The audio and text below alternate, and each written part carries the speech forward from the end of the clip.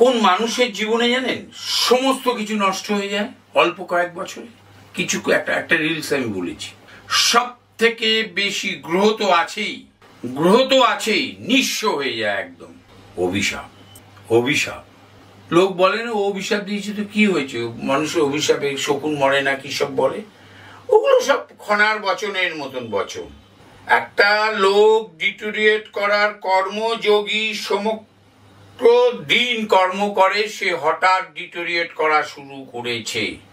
এক তো গ্রহের অবস্থান খারাপ হয়েছে, শত্রু গ্রহের দশা চলছে, দ্বিতীয়ত সে ধনী থাকাকালীন বা ভালো প্রভাবে থাকাকালীন সে প্রচন্ডভাবে লোকের বিরুদ্ধাচরণ করেছে, তার অভিশাপ প্রাপ্তি হয়েছে।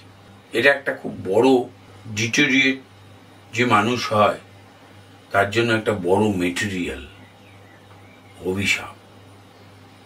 এমন কিছু কর্ম করবেন না যে কর্মের দ্বারা কোনো মানুষ তার মানসিকভাবে আঘাত প্রাপ্তি হবে, বরংবার সে হয়তো মুখে কিছু বলতে পারেনি বা পারে না, কিন্তু ঈশ্বর তার কর্মের দ্বারা সেটা বুঝিয়ে দেয়।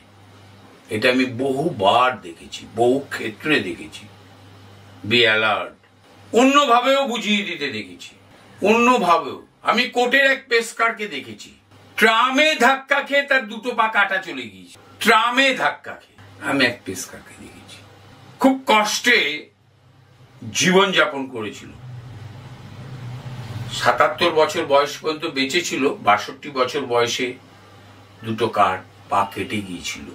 এই যে বছরগুলো খুব কষ্টে গিয়েছিল তার অভিশাপ।